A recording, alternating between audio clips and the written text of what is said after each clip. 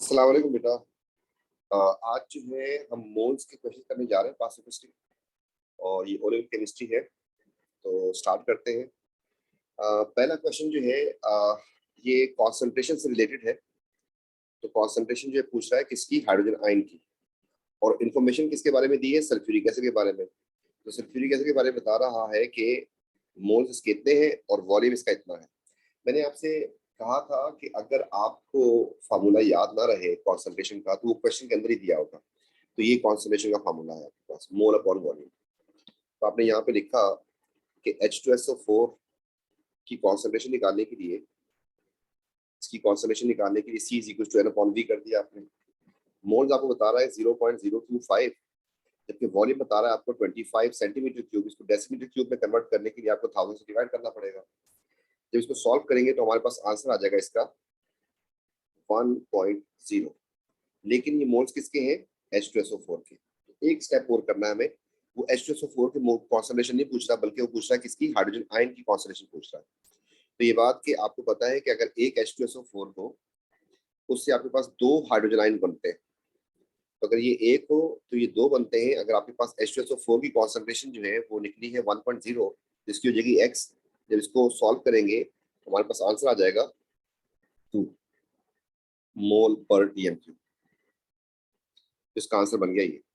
वैसे आपको समझाने के लिए ये कह सकता हूँ मैं यहाँ पर कि H2SO4 ये पानी है मेरे पास।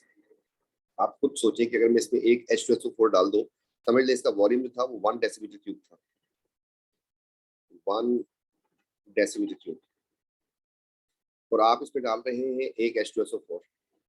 तो आप इसको लिखेंगे कि एक H2SO4 है इसमें, और इसकी कॉन्सेंट्रेशन बन जाएगी वॉल्यूम 1 डेसीमीटर क्यूब और मोल भी 1, तो आपके पास 1 बन जाएगी। लेकिन यही जो है थोड़ी देर के बाद डिसोसिएट हो जाएगा, और डिसोसिएट होने के बाद आपको पता है कि क्या होगा इसमें। आपके पास एक एच आयन बन जाएगा, फिर दूसरा एच आयन बन जाएगा, और एक बन जाएगा आपके पास सल्फेट आयन। इसलिए वॉल्यूम वही है आपका 1 डेसीमीटर क्यूब, लेकिन इसके मोल्स जो है देखें तो 2 हो गए। ठीक है। तो इस बेस के ऊपर पहला क्वेश्चन कॉन्सेंट्रेशन से रिलेटेड था, सिंपल था, बस उसमें 2 स्टेप करने पड़े आपको और ये सॉल्व हो गया। सेकंड क्वेश्चन ये कह रहा है कि which sulfide contain greatest mass of sulfur in 10 gram sample. देखिए 10 ग्राम बोले या 100 ग्राम बोले, ये तो सिर्फ आपको बेवकूफ बना रहा है। ये असल में परसेंटेज कंपोजिशन का क्वेश्चन है। ये 10 ग्राम भी बोल सकता है, ये 50 ग्राम भी बोल सकता है। देखिए अगर 100 ग्राम में अमाउंट ज्यादा होगी, परसेंटेज ज्यादा होगी, तो जितनी चाहे अमाउंट ले लें आप, एक टन ले लें तब भी उसकी अमाउंट ज्यादा ही रहेगी। तो परसेंटेज निकालने के लिए आपके पास फार्मूला क्या था, परसेंटेज के लिए आपके पास फार्मूला था कि AR उस एलिमेंट का जिसकी आपने परसेंटेज निकालनी है, नंबर ऑफ एटम्स उसके, एंड डिवाइड कर देते हैं उसको किससे, MR ऑफ कंपाउंड से। इस बेस के ऊपर आपको क्योंकि सल्फर को निकालना था, इसमें सल्फर 1 है, इसमें सल्फर 2 है, इसमें 2 है और इसमें 1 है। तो आपने इसमें ये कर दिया, पहले वाले में परसेंटेज निकालने के लिए आपने लिखा सल्फर 1 था, इसका MR 32 होता है 1, एंड इसका MR जो है आपको दिया वास्ते 90। तो इस बेस के ऊपर इसकी आप परसेंटेज निकाल लेंगे। इस तरीके से सेकंड वाले में चलते हैं, यहाँ पे लिख देते हैं इसको, 2 सल्फर है आपके पास, तो 32 इंटू 2 कर देंगे, अपॉन कर देंगे 120। इस तरीके से तीसरे वाले में जब जाएंगे तो आपके पास फिर 2 सल्फर है, तो 32 इंटू 2 कर दिया और डिवाइड कर देंगे 160 से, इसका MR ये रहा। एंड फोर्थ वाले में जब चलते हैं तो हमारे पास सल्फर एक ही है, 32 इंटू 1, एंड MR इसका हो गया 239। जब इसको सॉल्व करेंगे हम तो हमारे पास जो है आंसर्स आ जाएंगे इनके। 32 डिवाइड बाय 90, पहले वाले की परसेंटेज आ गई आपके पास 35%, 35.55 टाइम्स को। दूसरे वाले में आ गई आपके पास 64 डिवाइड बाय 120, तो ये आ गई आपके पास 53.33। एंड तीसरे वाले में आपके पास आ गई 32 इंटू 2 एंड डिवाइड बाय 160। इसका आंसर आ गया आपके पास 40%। एंड लास्ट का आपके पास आंसर आ जाएगा 32 डिवाइड बाय 239, तो आंसर आ गया आपके पास 13.38%। तो आपके पास आंसर बन गया इसका बी। नेक्स्ट क्वेश्चन कह रहा है कि फास्फोरस जो है इसके वेपर का एमआर जो है आपको बता रहा है कि कितने 124 ग्राम होता है। Has same volume, same volume का जब मतलब यूज करेगा इसका मतलब होता है कि मोल रेशियो, वॉल्यूम रेशियो और मोल रेशियो सेम सेम होती है, इसका मतलब है सेम मोल हो गया आपके पास, सेम मोल। इसका भी मतलब मोल 1 और क्लोरीन का भी मोल 1। तो आप इनको इक्वेट कर सकते हैं। आपने यहाँ पे फास्फोरस लिखा, यहाँ पे लिख दिया आपने Cl2 Cl। अब फास्फोरस का एमआरएस ने मास बताया उसने 124, जबकि इसका बताया है उसने 71। आपने क्या करना है, इसको इसके नंबर से डिवाइड कर दें, इसके एमआर एआर से, तो 35.5 से डिवाइड कर दिया। इसको डिवाइड कर देंगे, इसके एआर से 31 आ गया। इसका आंसर आ गया आपके पास 4, इसका आंसर आ गया 2। इसलिए आपको क्लोरीन जो है किस फॉर्म में मिलता है, Cl2 की फॉर्म में मिलता है। इसका मतलब हो गया कि ये Cl2 की फॉर्म में होता है, तो इसका मतलब फिर ये हो जाएगा कि P4 की फॉर्म में होगा। तो P4 इज आंसर। वैसे भी अगर आप निकाल के देखें तो 31 को, ये 31 इसका AR है, तो अगर आप इसका अगर एक एटम होगा तो 31 ही होगा, 124 ना होता। दो अगर हो जाए तो 62 हो जाएगा। तो 4 पे जाके जो है सेट करेगा। नेक्स्ट क्वेश्चन, नेक्स्ट क्वेश्चन फिर जो है आपके पास किसका है, कॉन्सेंट्रेशन का है। The mass of magnesium completely read with this much centimetre cube of sulphuric acid. अच्छी बात हो गई। अब आपको बताया था कि अगर आपके पास देखें मास ऑफ मैग्नीशियम की बात हो रही है और बताया है कि इसके बारे में सल्फ्यूरिक एसिड के बारे में, तो आपको इक्वेशन लिखनी पड़ेगी। तो इक्वेशन के बगैर क्वेश्चन नहीं हो सकता, मोल विद इक्वेशन में चला जाएगा, तो जाने देते हैं। तो आपके पास इसकी इक्वेशन चाहिए आपको, तो आपने लिखा, इसको जरा लाइट कर देते हैं, मैग्नीशियम प्लस H2SO4 क्या बनेगा आपको पता है। आपको बताया था कि सॉल्ट बनेगा, इसमें मेटल और एसिड का रिएक्शन हो रहा है। सॉल्ट बनाने के लिए इसका हाइड्रोजन हटा देंगे, इसकी जगह लगा देंगे मेटल, और फॉर्चुनेटली इसका +2 चार्ज है, इसका -2 चार्ज है, तो फार्मूला यही रहेगा और साथ बन जाएगी हाइड्रोजन। ये अब आपको दिखा दिया कि यहाँ पर इन दोनों का रेशियो जो है मोल का 1:1 का है। नेक्स्ट पार्ट, मैग्नीशियम के बारे में जो इन्फॉर्मेशन है वो ग्राम्स में दी है इसने। अगर आप देख सकते हैं तो मास ऑफ मैग्नीशियम की बात हो रही है, तो आपने इसकी जगह पे मोल्स की जगह पे ग्राम लिख दिया। जबकि सल्फ्यूरिक एसिड के बारे में इन्फॉर्मेशन जो है उसने कॉन्सेंट्रेशन एंड वॉल्यूम दिया है, तो आपको बताया था जब कॉन्सेंट्रेशन वॉल्यूम दे तो आप क्या करेंगे, उसकी जगह लिख देंगे मोल्स। ठीक हो गया। इसमें आपको पहली लाइन किससे फिल करनी होती है, इक्वेशन से। तो इसका 1 मोल जो है मैग्नीशियम का वो 24 ग्राम के बराबर होगा। अगर तो वो मोल बोलता तो मैं 1 लिख देता, ठीक है। अब उसने मास बोला है तो 1 मोल का मास 24 हो गया। इस तरीके से इसका मोल लिखना है तो हमें, हमारे पास उसने मोल में लेके जाना है हमें, तो इधर हमने इक्वेशन में इसका 1 मोल था ये लिख दिया हमने। ये पहली लाइन जो है हमने इक्वेशन से फिल कर दी। दूसरी लाइन जो हम फिल करते हैं वो करते हैं किससे, क्वेश्चन से। तो क्वेश्चन में मास ऑफ मैग्नीशियम उसने पूछा था, मैंने एक्स कर दिया इसको, जबकि यहाँ पर उसने कॉन्सेंट्रेशन और वॉल्यूम दिया, इससे मैं क्या निकाल लूंगा, मोल्स निकाल सकता हूँ। तो C = N/V अगर होता है तो N हो जाएगा C × V के। तो कॉन्सेंट्रेशन जो है वो है 1.0 और वॉल्यूम है 250/1000। तो आपके पास आ जाएगा इसका answer 250 divide by 1000 and into कर देंगे हम 1 के, तो इसके आपके पास आ गया 0.25। और इसको जब सॉल्व करेंगे तो इनटू 24 कर देंगे तो आंसर आ जाएगा। तो इसका आंसर आ रहा है हमारे पास, एक्स का आंसर आ गया 6 ग्राम। तो 6 ग्राम हो गया हमारे पास। नेक्स्ट क्वेश्चन, नेक्स्ट क्वेश्चन में वो कह रहा है कि वॉल्यूम ऑफ इथेन, इसका volume has same mass as this much grams. ठीक है, इसके इतने वॉल्यूम कितना मास होता है, ठीक है। तो आपको किसी लिहाज से उसने इसके मोल बता दिए। उसने कहा है कि what is the mass of equal volume, यहाँ पे उतना ही वॉल्यूम, मतलब वॉल्यूम सेम तो मोल भी सेम हो गया आपके, उसका कितना मास होगा। तो टेंशन बिल्कुल भी नहीं है। आपने क्या किया, आपने लिखा C2H6, और क्योंकि इसके दोनों के मोल्स बराबर है तो आपने इधर लिख दिया C3H6। अब क्या करना है आपको, आपको इसके मोल्स अगर बराबर करने हैं, मतलब इसका भी मोल 1 है इसका भी मोल 1 है, तो इसका एमआर कितना बन जाएगा, तो इसका एमआर बन जाएगा 24 and 6 30 ग्राम इसके, मतलब 1 मोल इज इक्वल टू, इसका एमआर निकालते हैं तो 3 कार्बन का मतलब 36 and 6 मतलब हो गया 42। इनकी अगर मोल सेम है ना, मोल 1 1 है, तो एक मोल का मास ये रहा, इसके मोल का मास ये रहा, और वो कह रहा है कि इसका अगर 20 ग्राम हो इसका, तो उसका कितना मास होगा। तो सॉल्व कर लेंगे इसको। तो सॉल्व करते हैं, तो 42 इंटू 20 एंड डिवाइड बाय 30, तो 28 जो है ग्राम के बराबर हो जाएगा। सी इज द आंसर, 28 ग्राम्स का आंसर आ रहा है। नेक्स्ट क्वेश्चन पे आते हैं।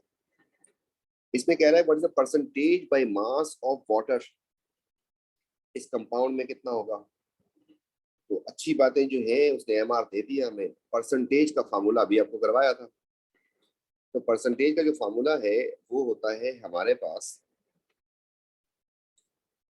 ए आर या M R into number of atoms and divide by क्या करना होता है, एम आर। तो किसका पूछा है उसने, वाटर का।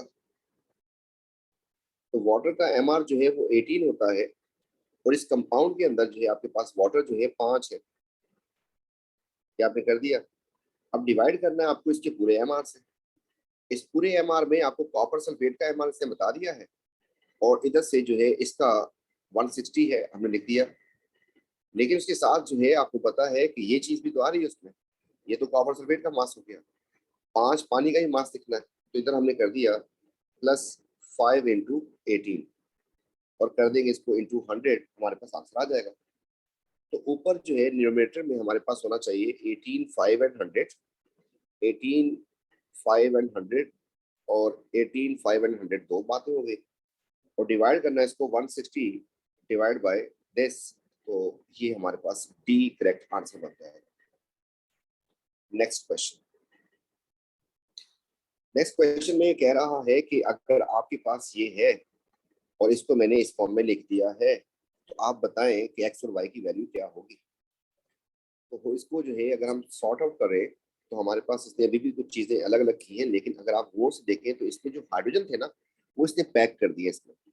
तो आप इस पूरे मॉलिक्यूल में सिर्फ हाइड्रोजन चेक करें कितने हो रहे हैं। इस पूरे कंपाउंड के अंदर हाइड्रोजन जो है आपके पास सिर्फ 4 हो रहे हैं। तो आपने यहाँ पर लिख दिया कि ये तो हो गया 4, ठीक हो गया। तो आपने लिखा Al2OH को आपने 4 करना है, क्योंकि इसमें आपके पास 4 हाइड्रोजन थे। एंड साथ लिख दिया आपने SiO, अभी इसका पता नहीं है, Si2 कर दिया हमने। तो आप देखें और से अब क्या रह गया हमारे पास। Aluminium 2, yes done. 2 silicon, yes done. Hydrogen 4, yes done. Now the oxygen thing is remaining. Oxygen इसमें काउंट करते हैं कितने। देखिए ऑक्सीजन की काउंटिंग करने जा रहे हैं, और हमने यहाँ पे लिखा कि 3 तो ये हो गए, इस तरीके से 4 हो गए ये, और 2 हो गए वाटर के। तो टोटल मिला के बन गए आपके पास 9।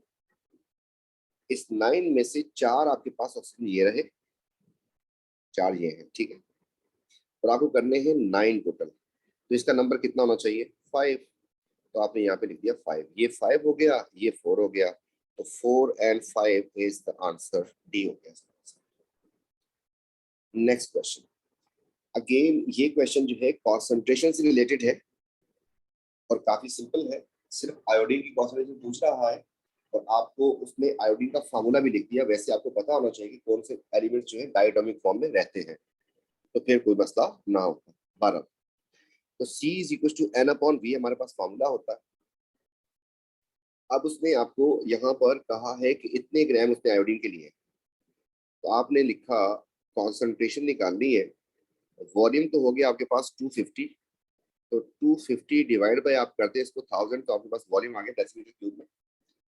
अब आपको उसने मोल्स दे दिए, ग्राम दिए, तो आप क्या करें 2.54 लिखें और इसके एमआर से डिवाइड कर दें, तो मोल भी बन जाएंगे।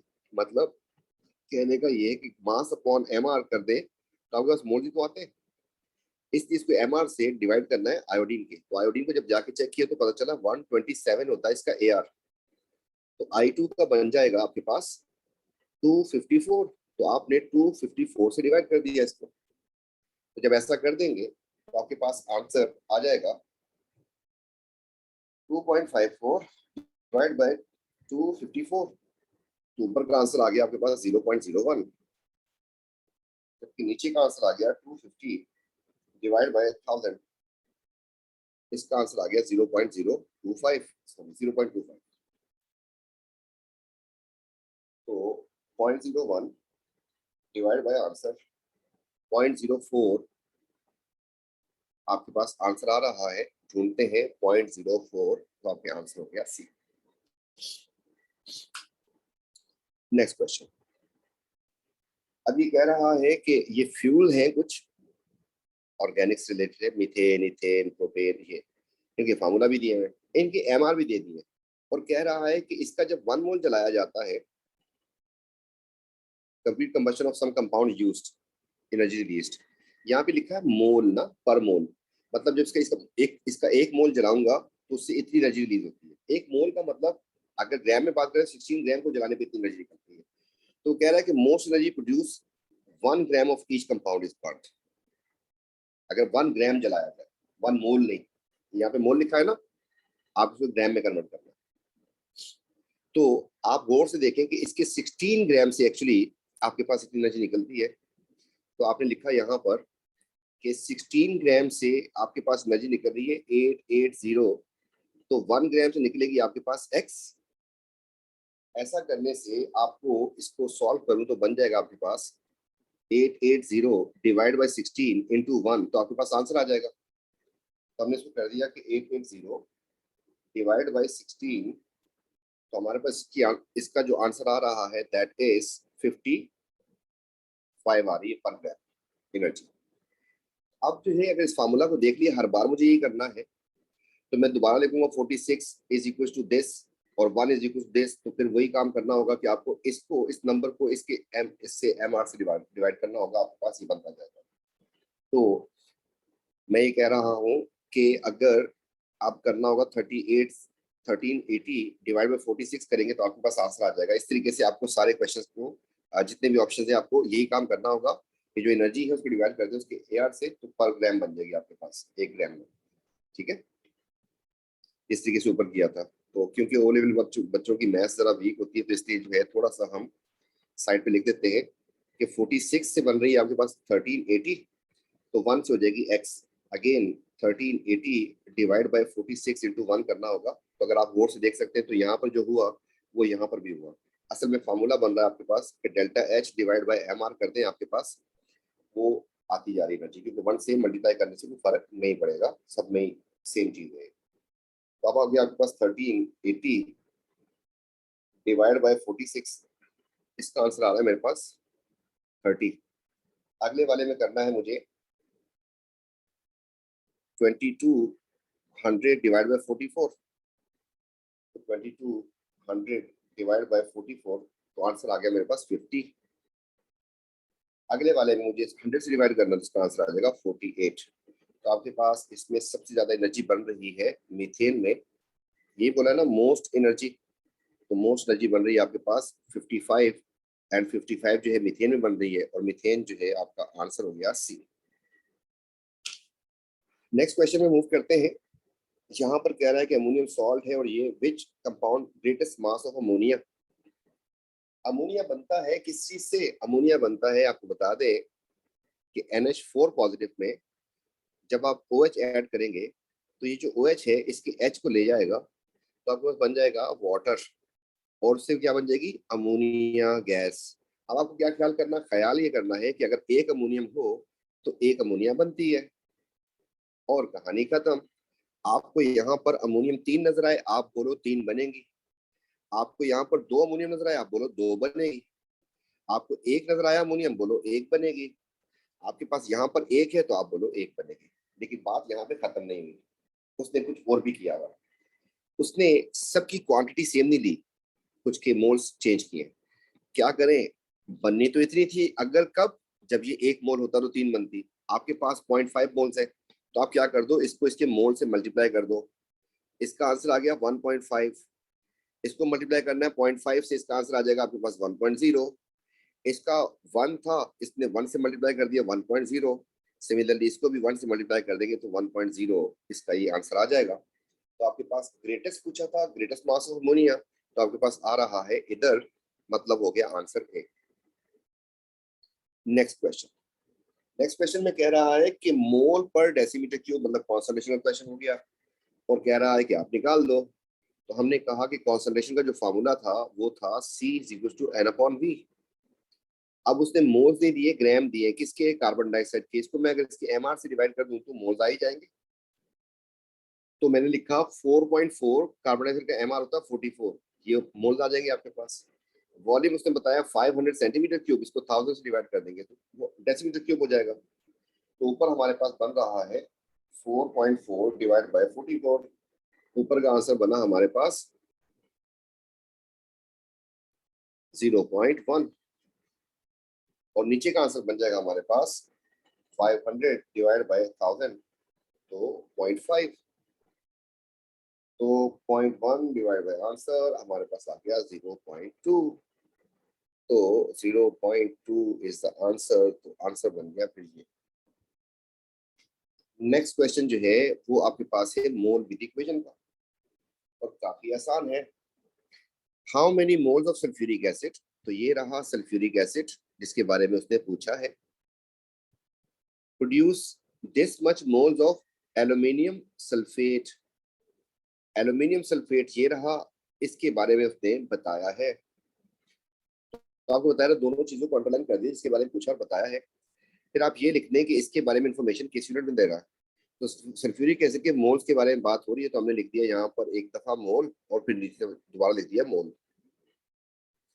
इस तरीके से एल्यूमिनियम सल्फेट के बारे में भी जो बात हो रही है वो मोल्स में ही हो रही है। तो आपने लिखा मोल ऊपर भी और नीचे भी लिख दिया मोल। ठीक हो गया। पहली लाइन जो है आपके पास इक्वेशन से फिल करनी होती है। इसमें आपके पास 3 मोल्स आ रहे हैं जबकि इसका 1 मोल आ रहा है। डन हो गए। इसके बाद वो कह रहा है कि एल्यूमिनियम सल्फेट के बनाने हैं 0.5, तो इसके कितने चाहिए होंगे? इसको कर लेंगे सॉल्व। तो आपके पास आ जाएगा इसका कि 0.5 इंटू 3 एंड डिवाइड कर देंगे इसको 1 से। आंसर आ गया 1.5। नेक्स्ट क्वेश्चन में ये आपसे कह रहा है कि what is the ratio of volume of 2 gram hydrogen to volume of 16 gram methane. ये जो वॉल्यूम वॉल्यूम बोल रहा है ये मोल रेशियो तो होता है। तो मोल रेशियो पूछ रहा है आपसे। जो मोल रेशियो होती है वही वॉल्यूम रेशियो होती है। और जिस बच्चे को नहीं पता उसके लिए एक दफा मैं लिख देता हूँ यहाँ पर ताकि ये बात क्लियर हो जाए। कुछ बच्चों ने उसको वीडियो लेक्चर नहीं दिए होंगे और इस वक्त अगर देख रहे हैं वीडियो तो उनको ये बात समझ आ जाए। बेटा अगर वो कहे ना मोल, तो मोल होते हैं कोफिशिएंट। इसका कोफिशिएंट कितना बन रहा है? 2। इसका कोफिशिएंट कितना है? 1। इनके मोल की रेशियो हो गई है 2:1। अगर वो बोले वॉल्यूम तो बेटा 2 मोल का जो वॉल्यूम होता है, 1 मोल का वॉल्यूम 24 डेसीमीटर क्यूब होता है, 2 का कितना हो जाएगा? 48। सिमिलरली इसका 1 मोल की जगह पे वॉल्यूम लिखना कितना बन जाएगा? 24। अगर आप इन दोनों को गौर से देखें तो ये रेशियो 2:1 की तो है। इसलिए हम कह रहे हैं बार बार कि जो वॉल्यूम रेशियो होती है वही मोल रेशियो होती है। अब आगे इस तरफ तो आपको इसका भी मोल्स निकालने हैं हाइड्रोजन के और इसकी भी मोल्स निकालने हैं। जो मोल रेशियो होगी वही वॉल्यूम रेशियो होगी। तो हमने लिखा है यहाँ पर हाइड्रोजन, और हाइड्रोजन का आपको पता है कि H2 होता है। हाइड्रोजन का मतलब H2 आपको बता चुका हूँ। क्लोरीन का मतलब Cl2 होता है। सिमिलरली यहाँ पर आपके पास बन जाएगा CH4 मीथेन हो गया आपके पास। अब इसके कितने ग्राम दिए थे उसने? 2 ग्राम दिए थे। उसके कितने दिए? 16 दिए। अब इनको मासिस को ये जो ग्राम दिए थे अगर मैं mR से डिवाइड कर दूं, इसके mR से इसको, इसके mR से इसको, तो हमारे पास मोल्स आ जाएंगे। इसको डिवाइड करना है 16 से, इसको डिवाइड करना है 2 से। इसका आंसर आ गया 1 जबकि इसका आंसर भी आ गया 1। तो यही मोल रेशियो है और यही वॉल्यूम रेशियो होगी। तो A is the correct answer. Next question जो है इट्स अ क्वाइट सिंपल और मोल से तो कम है बल्कि सिंपल कैलकुलेशन जो है नॉर्मल ज्यादा है कि इतने ग्राम अगर एल्यूमिनियम ऑक्साइड हो उसमें एल्यूमिनियम का मास कितना होगा। तो आप लिखें कि Al2O3 में कितने एल्यूमिनियम है ये देख लें। एल्यूमिनियम में कितने हैं? तो इसमें आपको नजर आ रहा है कि इसमें 2 एल्यूमिनियम है। आपने यहाँ पे 2 लिख देना है। डन हो गया जी। अब वो कह रहा है कि अगर इसका इतना मास हो इसका कितना मास होगा। हम इसका मास निकालते हैं, मास, और उसका भी मास निकालते हैं। मास मास का हिसाब है। तो बेटा एक एल्यूमिनियम जो होता है, पहली बात हम इक्वेशन से लिख देंगे। तो इक्वेशन में हमारे पास एल्यूमिनियम होता है 27 होता है, तो 2 की वजह से हो जाएगा 54 ये एंड 48 ये, तो ये हो जाएगा आपके पास 12 और 9 और 10, 102 आपके पास इक्वेशन में इसका आ गया। इसके 2 मोल्स है तो आपके पास इसका आ जाएगा 2 into 27 मतलब 54।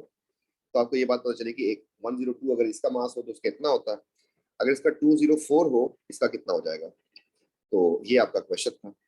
इसको जब सॉल्व करेंगे तो एक्चुअली इसका डबल हो रहा है, 102 का डबल 204 होता है, तो 54 का डबल हो जाएगा 54 का डबल हो जाएगा 108। ये बन गया 204 into 54 एंड डिवाइड बाय 108 का आंसर। तो ये आपके पास 14 क्वेश्चन। अब आगे हम क्वेश्चन नंबर 15 पे। तो क्वेश्चन नंबर 15 पे चलते हैं। तो क्वेश्चन नंबर 15 में ये कह रहा है कि 1 mole of compound X gives 3 moles of ions in solution। 3 moles किसके बनेंगे? कैल्शियम हाइड्रोक्साइड का फार्मूला होता है CaOH थ्राइस और ट्वाइस। इसमें आपके पास एक कैल्शियम बनेगा और 2 बन जाएंगे आपके पास हाइड्रोक्साइड आइंस। तो ये टोटल मोल्स जो बन रहे हैं आपके पास 3 बन रहे हैं, तो ये एक आंसर हो सकता है। इथेनोइक एसिड, इसका फार्मूला होता है CH3COOH। जब इसको तोड़ेंगे तो आपके पास एक बन जाएगा इथेनोएट आइन और एक बन जाएगा हाइड्रोजन आइन। तो एक मोल इसका है, एक इसका है, एक ये है, एक ये है, तो इसमें तो 3 नहीं बन रहे, उसने 3 बोले थे, ये काट देते हैं। सोडियम हाइड्रोक्साइड NaOH होता है, एक इसमें सोडियम बनेगा और एक इसमें बनेगा हाइड्रोक्साइड, इसमें भी 2 बन रहे हैं, ये भी काट देते हैं। इसमें 3 बने थे, इसमें 2 बन रहे हैं, इसमें भी 2 बन रहे हैं। सल्फ्यूरिक एसिड H2SO4, इसमें आपके पास 2 बन जाएंगे हाइड्रोजन आइन और एक बन जाएगा सल्फेट। ऐसा करने से आपके पास एक ये है, 2 ये है, तो 3 इसमें भी बन रहे हैं, तो इस दोनों को टिक कर दिया। अब वो कह रहा है कि react with ammonium carbonate to give acidic gas. अब ये एक नया काम कर दिया इसने। अमोनियम कार्बोनेट का फार्मूला है ये। अब इसके साथ अगर मैंने रिएक्शन करवाया कैल्शियम हाइड्रोक्साइड को, तो इसका OH जो है इसके H को खा जाएगा, इससे बनेगी अमोनिया गैस। आपको पता है कि अमोनियम सॉल्ट से बेस जब रिएक्शन करती है तो उससे अमोनिया गैस बनती है, लेकिन ये एल्कलाइन गैस, वो कह रहा है कि एल्कलाइन नहीं। दूसरा ऑप्शन मेरे पास ये था कि अमोनियम कार्बोनेट को रिएक्शन करवा दूं मैं किससे, एसिड से। जब एसिड से कार्बोनेट रिएक्शन करता है तो ये H जो है इसको इससे रिएक्शन करेगा और इससे बन जाएगी कार्बन डाइऑक्साइड, और carbon dioxide non metal oxide है, इट इज एसिडिक। तो एसिडिक गैस उसने कहा था, इस वजह से आपके पास ये बन जाएगा सल्फ्यूरिक एसिड, आंसर बनेगा इंस्टेड ऑफ कैल्शियम हाइड्रोक्साइड। इंशाल्लाह फिर नेक्स्ट वीडियो में हम मिलते हैं आगे क्वेश्चन के साथ। थैंक यू बेटा, टेक केयर, अल्लाह हाफिज।